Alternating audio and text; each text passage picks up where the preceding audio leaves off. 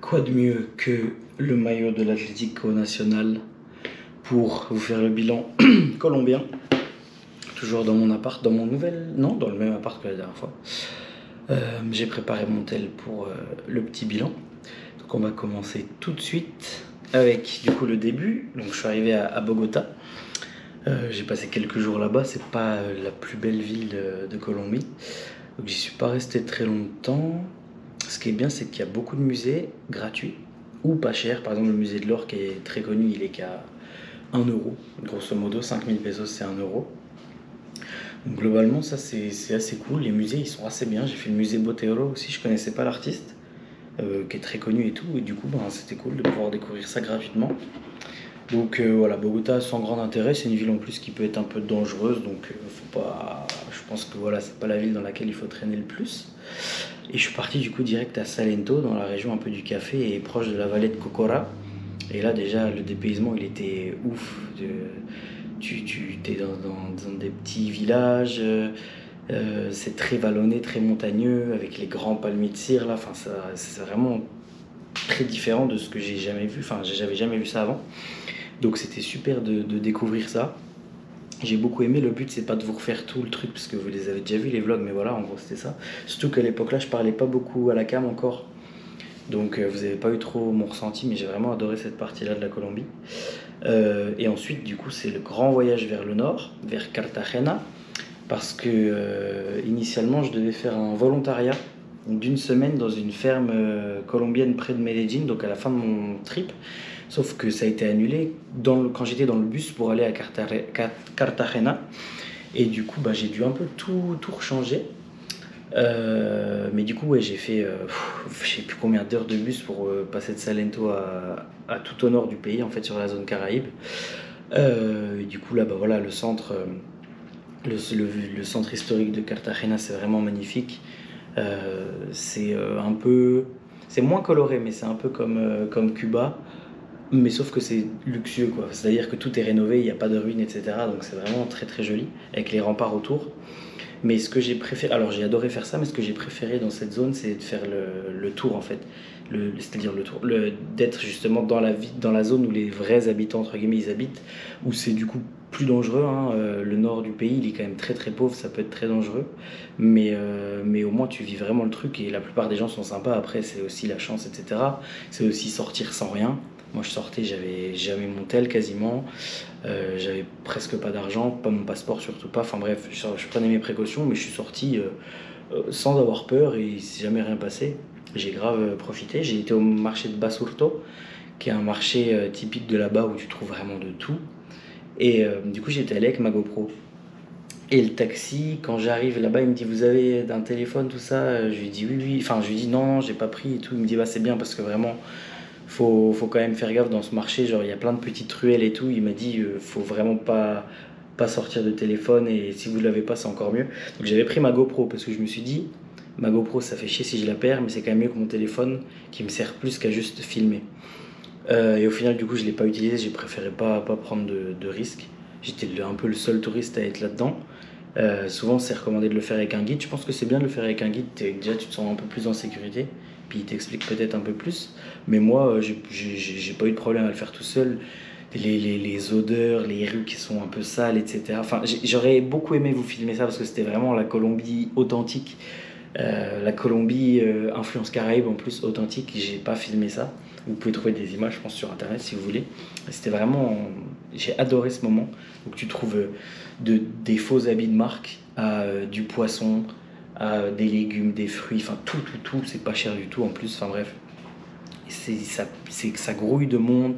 Il y a des rues, c'est pas très propre. T'as des poulets qui traînent. T'as la police qui est là, tu sais pas trop ce qu'ils font, ils sont en train de parler avec des marchands, ils restent là, enfin bref, c'est assez folklorique quoi, et c'est vraiment sympa à faire. Donc si vous allez à Cartagena, n'hésitez pas à faire ça. J'ai fait le château aussi de Cartagena, que j'aurais... En fait, je comptais pas le faire, quand j'ai vu ce que c'était. En fait, tu montes juste, enfin c'est pas vraiment un château, mais tu montes juste sur le truc, t'as une vue sur Cartagena, mais Cartagena c'est pas beau à voir, de haut je veux dire, surtout que t'as pas la vue sur le centre historique. Donc, je regrette pas de l'avoir fait. Déjà, c'était un peu cher, hein, c'est un des trucs les plus chers en termes de visite. Ça devait être 15 dollars, je sais plus, 10 ou 15 dollars.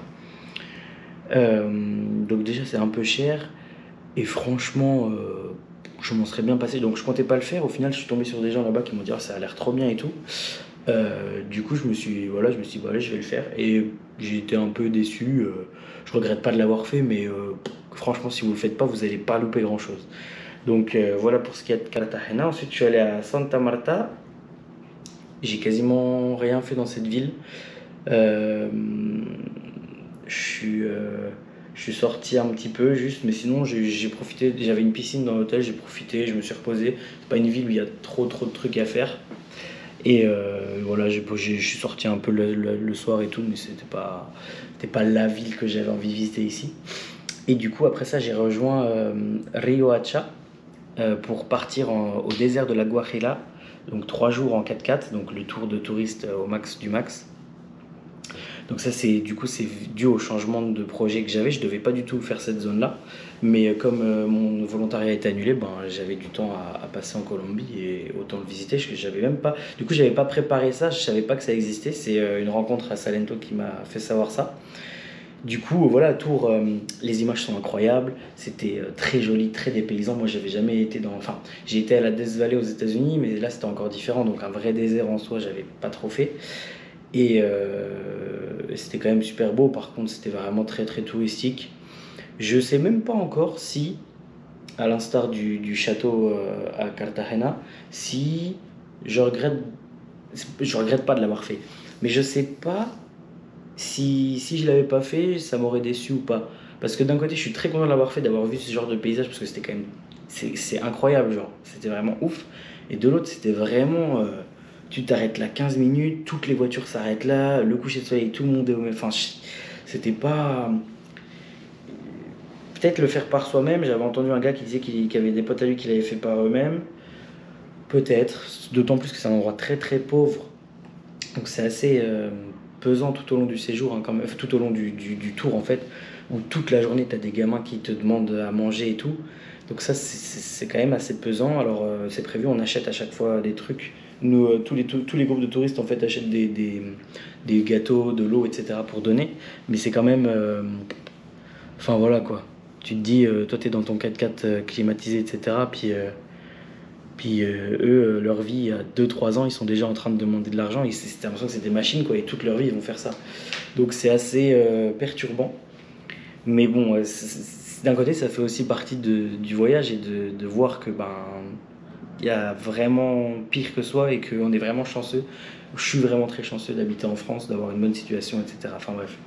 Donc voilà pour ce qui est du désert. Je suis descendu après ça dans la région du Tayrona, de la Sierra Nevada, qui est une chaîne de montagnes, etc. Que j'ai pas assez faite, que j'aurais aimé faire avec le recul. Comme encore une fois, j'avais pas prévu de faire ça, ben j'ai pas eu le temps de prévoir, mais j'aurais bien aimé faire un trek dans cette chaîne de montagnes. C'est vraiment super sympa à faire. Oh, j'ai plus de batterie peut-être. Donc, ça a un peu merdé là la cam. Je pense que c'est bon. Bref. Donc, j'ai adoré faire ça. Donc, j'ai été à Calabasso pour entrer dans le parc Tayrona par une entrée beaucoup moins touristique, ce que je vous conseille très fortement. Il n'y a personne sur le chemin, c'est sauvage, c'est magnifique. Donc, passez par là. Calabasso, c'est super charmant, les gens sont super sympas. Dès que vous allez dans les campagnes, les gens sont sympas de toute façon. Donc voilà, passez par là. Je suis arrivé avec mon sac sans rien savoir. J'ai demandé au premier mec qui passait s'il connaissait un endroit pour dormir. Il a appelé sa belle-sœur, je sais pas quoi. Je me suis retrouvé à dormir dans la jungle et tout. Enfin bref, je vous ai déjà raconté, mais c'était super. Donc j'ai vraiment adoré Calabasso, le parc Tayrona. Il y a plein de plages très magnifiques, qui sont toutes un peu, qui se ressemblent toutes. Il y en a une où il y a les bars et tout qui est bondé de monde, donc ne restez, enfin je veux dire c'est pas la seule plage, bougez, genre vous allez 5 minutes à droite, 5 minutes à gauche, il y a d'autres plages, elles sont magnifiques aussi et il y a moins de monde. Donc profitez-en. Voilà pour ce qui est de Tayrona. Ensuite j'étais à Minca, toujours dans cette même région. Et là du coup c'est vraiment, c'est très touristique. Oh là, c'est très touristique, mais la caméra fait des trucs chelous. Mais c'est magnifique. En plus, j'étais dans une auberge avec une vue un peu surplombant la ville et tout. Et il y a plein d'oiseaux. C'est vraiment une région remplie d'oiseaux. Tu vas, après j'ai fait la petite rando là pour aller voir une vue justement sur la Sierra Nevada. C'est vraiment une région très très très jolie. Je pense qu'il y a des villes qui doivent être moins touristiques que Minca et qui doivent être du coup encore plus authentiques, plus sympas à visiter. Si je retourne en Colombie, ce qui est pas exclu du tout, peut-être que c'est ce que je ferais, trouver une autre ville aux alentours de Minca qui est vraiment très touristique. C'est sympa, hein, mais voilà, c'est un peu cher. Il y a beaucoup de restos un peu onéreux et tout. Je pense qu'il y a moyen de trouver dans les mêmes coins des villes qui sont beaucoup plus authentiques, comme Calabasso un peu, qui est vraiment pas une ville pour le coup, mais bref, vous avez compris. Donc après ça, je suis descendu au canyon de Chicamocha. Et là, ben, c'était ouf parce que c'est un canyon qui est très très différent du Grand Canyon que j'ai fait aux États-Unis, euh, qui est magnifique, qui est sauvage par endroits. Alors il y a des endroits où c'est un peu, on sent que c'est humanisé entre guillemets, hein, avec des champs, des villages et tout, mais de manière générale c'est gigantesque, c'est magnifique, vraiment c'est magnifique. Et j'ai fait mon baptême de parapente dedans pour moins cher qu'en France. J'en ai eu pour, c'était quoi? C'était 50 euros je crois, 50 $. En France, ça m'aurait coûté beaucoup plus cher, je pense. Et en plus, c'était génial, quoi. C'était vraiment un baptême de parapente là-dedans, donc moins cher qu'en France, et dans un top endroit pour le faire, donc c'était vraiment super, j'ai adoré ça. J'ai adoré le Chicamocha, le petit village Barichara aussi, là, qu'on a visité, qui était hyper typique colombien, etc. Enfin, j'ai adoré cette partie-là. Et après, je suis allé à Medellín, mon gros coup de cœur niveau ville depuis le début de mon voyage. J'ai envie d'aller vivre là-bas quelques temps plus tard dans ma vie. C'est tellement j'ai adoré cette ville. Les gens sont super, le climat est super, c'est bien aménagé, il y a même le métro, le foot, j'adore. Et en plus de ça, pareil, des musées gratuits, tout bien fait. Enfin, c'est vraiment exceptionnel cette ville, j'ai adoré. La caméra a plus beaucoup de batterie, je sais pas si elle va tenir à la fin de la vidéo. Pour ce qui est des anecdotes, j'en ai pas tellement des anecdotes qui sortent de l'ordinaire en Colombie. Hop, hop, hop, hop, hop. Je suis en train de relire de revoir la vidéo bilan et me suis rendu compte que j'avais pas parlé de l'anecdote, de la un peu seule anecdote que j'ai de là-bas. Enfin, j'en ai plein, mais voilà, donc je sors en boîte avec mon pote de Porto Rico qui vit à Medellín. Donc on est à Medellín, on sort en boîte et devant nous il y a un mec, je sais pas, cinquantenaire avec une très jolie fille à côté de lui qui veulent rentrer. Donc il passe à la fouille devant nous. Et le gars, donc tout naturellement, il prend son pistolet qu'il a dans sa ceinture autour de la taille. Donc il le montre en mode je le mets où, machin, ou j'ai le droit de le garder et tout. La sécurité lui dit bah non, vous allez pas pouvoir rentrer, machin. Et le mec, il comprenait pas, genre il tombait des nues que ce soit pas possible. Genre bah, comment ça, je peux pas rentrer avec Il était pas énervé, mais juste pour lui, c'était incompréhensible de pas rentrer avec. Donc c'était un peu la petite anecdote folklore, un peu stéréotype Colombie, le mec 50 ans avec une très belle jolie jeune fille avec son gun autour de la taille qui veut sortir en boîte. Donc c'est ça la petite, la petite anecdote. Juste voilà, prendre les mototaxis par exemple. Je suis en Colombie, c'est quand même un pays qui est assez réputé pour être un peu dangereux. Et tu montes sur un mec, t'as pas de casque, tu montes sur le dos d'un mec et il t'emmène entre les voitures, machin, ça klaxonne de partout.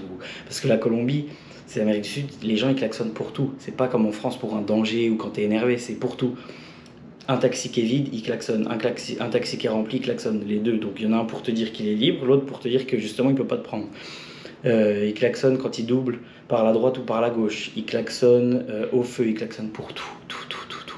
Donc tu es là, tu es au milieu, tu te balades. Enfin, d'un côté, la sensation elle est super, et de l'autre, tu te dis qu'en France, c'est pas possible de faire ça. Donc voilà, tout ce qui est route et code de la route, bah, même quand on avait conduit à San José, j'adore conduire dans ces endroits, je sais pas pourquoi. Là, j'ai pas conduit en Colombie, mais à San José, au Costa Rica, j'avais conduit. Et c'était pareil, il faut faire gaffe partout, t'as des scooters qui arrivent de partout, les voitures, machin, c'est n'importe quoi. Bref. Donc j'ai pris pas mal de fois le mototaxi parce que c'est moins cher que le bus, que le taxi tout court, que les Uber, même si c'est pas très cher non plus. Et c'était vraiment, j'adore la sensation en fait, même si bon, des fois c'est un peu dangereux. Et puis même, tu te dis, tu montes sur le dos d'un mec, il t'emmène dans un coin pour te racketter, ben c'est pareil quoi. Donc j'ai kiffé faire ça. En parlant de sécurité justement, j'ai absolument rien vécu de bizarre. J'ai pas vécu de moment où je me suis senti en danger ou quoi, rien du tout. Par contre, oui, je suis sorti pas mal de fois sans mon téléphone. À Medellín, j'ai voulu aller me balader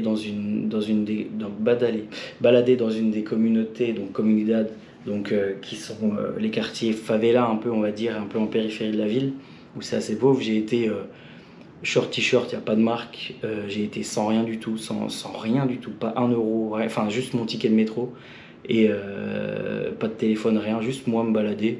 Je me suis senti absolument pas en danger, etc. Il y a une ou deux fois où quand je sortais mon téléphone, j'ai senti qu'on me regardait un peu. Alors peut-être que c'est un peu de la parano aussi, entre guillemets, vu qu'on sait qu'il faut faire gaffe.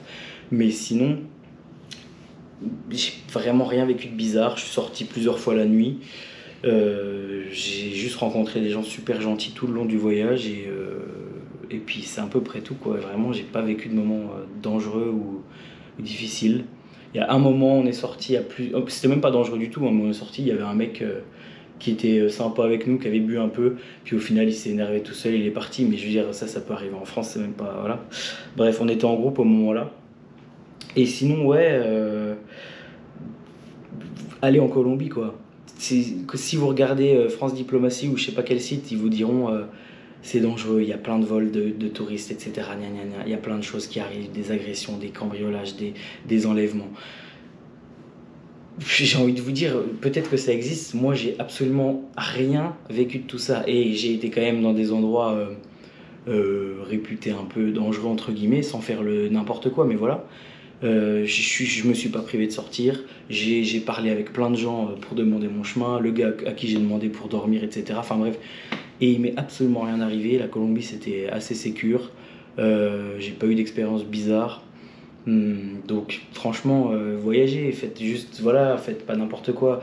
Vous baladez pas avec 200 euros en liquide, votre téléphone, votre passeport à 2 heures du mat dans une ruelle de Cartagena, c'est sûr.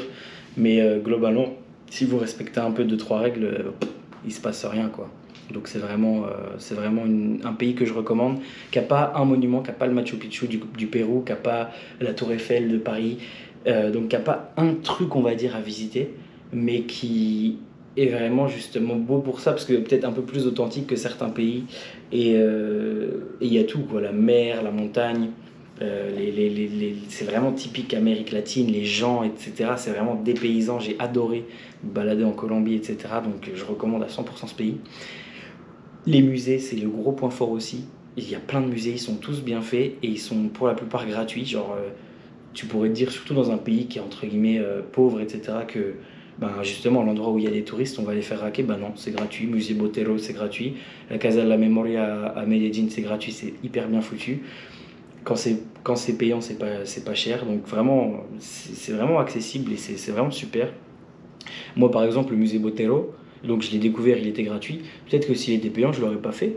Et du coup, j'ai grave kiffé. Donc, tu as toute l'œuvre Botero et en plus, tu as des œuvres de Picasso dans le musée. Enfin, c'est un vrai musée de qualité avec un vrai artiste reconnu mondialement et le truc, il est gratuit, quoi. Genre, tu vas aux États-Unis ou chez n'importe où, c'est payant. Donc, non, c'était vraiment cool. Et, euh, et le dernier sujet, c'est le sujet qui fasse, c'est le budget. J'ai dépensé. Alors, dans mes budgets de voyage, à chaque fois, je compte le billet pour aller. Je compte pas le billet pour sortir parce que du coup, c'est le billet d'aller de l'autre destination. Donc, je compte que le billet pour rentrer dans le pays et tout ce que je dépense sur place. Je compte pas mes frais fixes, par exemple, mon abonnement Spotify, mon abonnement de téléphone, je le compte pas. Je compte que ce que je dépense en Colombie et le billet que j'ai payé avant, bien sûr. Et j'ai dépensé 2 000 € en Colombie. Je ne sais toujours pas comment j'ai pu dépenser autant. Vraiment, autant aux États-Unis, j'ai fait nimp sur la bouffe. Je savais que j'avais merdé, ok. Ici, je n'ai pas fait n'importe quoi. Ça coûte très peu cher. J'ai pas eu l'impression de faire n'importe quoi. Les bus sont assez coûteux quand même et je me suis pas privé. Genre, j'ai pris à chaque fois les bus pour bouger, etc. Donc ça coûte dans le budget, mais je ne comprends pas comment je suis arrivé à 2 000 €. Vraiment, ça se trouve, c'est moi qui ai fait une erreur de calcul. Je comprends pas comment j'ai pu dépenser autant. J'ai pas fait d'activité hyper chère. Plus cher que j'ai fait, c'est le parapente, c'était 40 ou 50 € sur presque un mois de séjour là-bas. C'est pas énorme. Je ne sais pas. Honnêtement, je saurais pas vous dire. Je suis désolé. J'ai pas loué de voiture. J'ai pas fait d'hôtel de luxe. Voilà, je sais pas quoi vous dire. Juste que j'ai dépensé 2 000 €. Je ne sais pas où ils sont passés. Je ne sais pas comment j'ai fait. Juste si c'est le vrai, et si c'est vraiment 2 000, ça fait mal au budget parce que je pensais dépenser beaucoup moins en Colombie. Euh, voilà, j'ai pas d'explication. J'ai dépensé 2 000 là-bas. Je pensais m'en sortir pour 1 500 max. Et non. Donc c'est ma faute. Et je sais pas trop comment j'ai foutu mon compte. Mais bref, c'est passé. J'ai adoré la Colombie. je songe de plus en plus à aller vivre à Medellín dans quelques années. Genre un an ou deux, pas toute ma vie, mais un an ou deux, parce que c'était vraiment incroyable. Et je vous invite à tous à y aller. Medellín pour la fête, par exemple. Toute la Colombie pour le dépaysement. Restez pas trop à Bogota. Et la nature, elle est ouf. Faites des treks, faites des machins et tout. C'était le bilan de la Colombie. Et on se retrouve pour la prochaine destination. Tout aussi latine, j'ai envie de vous dire. Et tout aussi authentique. À bientôt, les amis.